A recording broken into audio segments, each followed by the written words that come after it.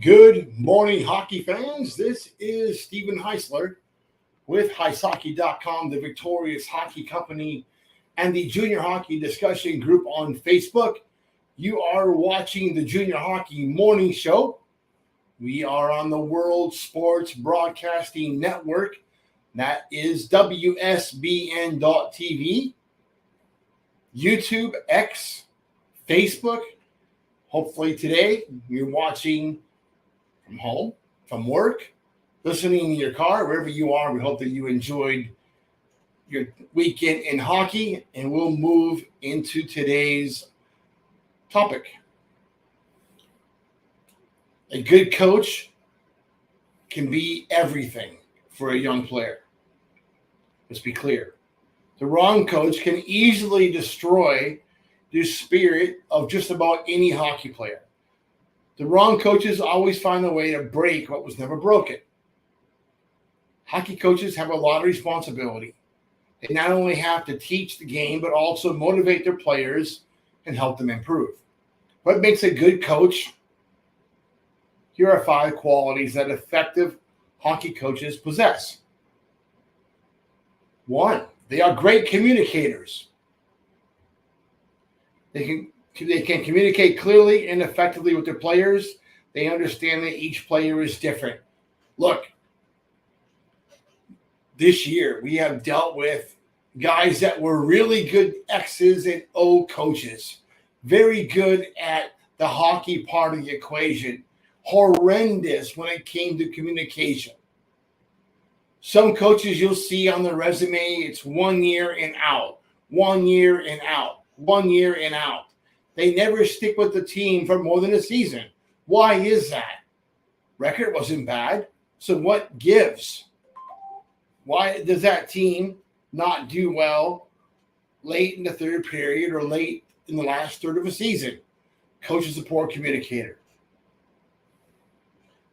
Doesn't communicate well with the parents. Doesn't communicate well with the kids. Doesn't really communicate well with the staff. Okay, hockey guy, but it takes more than just being a hockey guy to be a good coach, doesn't it?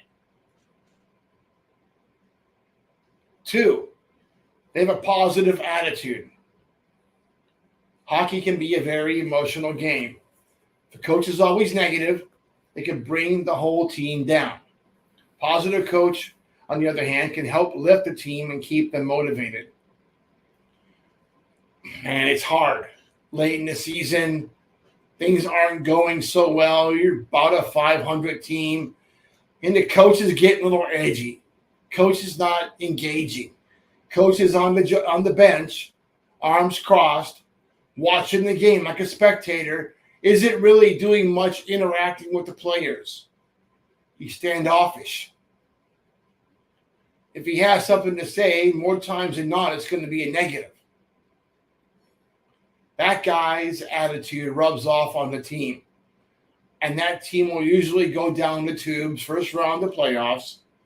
Season's over. Have fun. See you next year. It's a bad mentality. It's a bad look. And it's a great way to lose a job. Be positive. Try to give these kids something.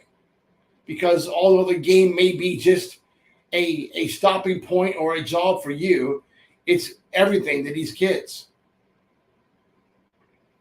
3, they are organized. Hockey coach is organized and has a plan for everything. He knows what needs to be done and when it needs to be done. He stays on track and ensures that the players are always prepared for the next game of practice. Look it. Coach shows up 15 minutes late for practice. You guys are out there on the ice, goofing around, wasting ice time at $500 an hour for ice or whatever it costs for ice. And the first 15 minutes of practice are nothing but a skate around. That's ineffective. Coach runs through the same practices week in, week out. Nothing is really changing. There's really no actual development taking place. Practices shouldn't be a routine. Practices should be something where you guys are enhanced, your game's getting enhanced, you're working on some skill development, you're working on new breakouts. Something is going on. It's a learning opportunity. It's a teaching opportunity. At the junior level, you have to continuously be teaching. Stay organized. Run practical practices. Number 4, they are passionate about the game. A love for the game is essential. Passion will rub off on the players and make them want to work hard and improve. Coaches that are not passionate about hockey is not likely to be successful in teaching or motivating their players. Kind of goes back to not wanting to be there, where it's more about the lifestyle or saying you're a hockey coach than actually being one. You have to want it. You don't want to be a donkey. You don't want to have a fight with the referees every week, but show some heart, show some fire, show some gusto. Show these kids you care about them and their success. It's important. Number 5, they have a good work ethic. All coaches should have a great work ethic, but it's especially important for hockey coaches.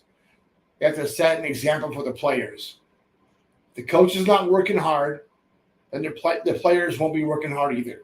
A good work ethic will inspire players. You know, we see it all the time. Coach doesn't want to return phone calls. Coach doesn't respond to parents. Coach shrugs off player meetings, doesn't do film work, doesn't study the opposition the week before a game, doesn't pass on any hints or clues to his team about what to expect, makes them all kind of figure it out for themselves. Practices are not something that's productive whatsoever. You know what, coach? If you don't want to coach, get the hell out. Somebody else will take that job. You're not irreplaceable. Nothing that you did in your life says you have to be a coach the rest of your life. Go be a farmer if that's what you want to do. Be a steel worker, be a cop, be something else. But don't waste these kids' time and the parents' money because you don't really want to be there. Do the job. Side bonus here. Motivational attitude of a hockey coach. Coaches are always looking for an edge to help their team win. They spend hours studying film. This is the good coaches. The good coaches spend hours studying film, coming up with new plays or game plans, or working on team morale. Most important things a coach can do is create positive and motivated attitude. Coach's attitude sets a tone for the entire team. The coach is negative, the team will be negative. Coach is positive and motivated, the team will be positive and motivated. It's not difficult. But here's what is difficult. You're coming out of AAA hockey, not really sure what to do. You could play AAA as an 18-year-old. That's kind of like putting a Corvette up on blocks and hitting the gas pedal. Not really going to develop very much as a 18-year-old playing against 16 and 17-year-olds. But, you know, that's an opportunity for you. Kind of expensive. You could go to junior hockey. But where do you go? That's where the experience and network of a good advisor comes into play. Don't take a chance. You can ruin a whole year doing nothing and spinning your tires and not getting any better and learning how to vape and party and hang out with the boys, but that's not development.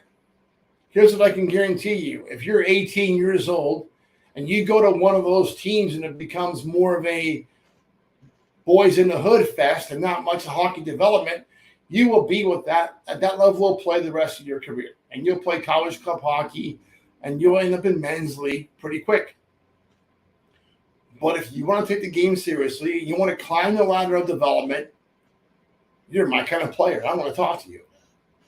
Check out the link in today's article on heishockey.com. Let's have a conversation. That's it for today. Hope that you enjoy your morning coffee and have a great day in hockey.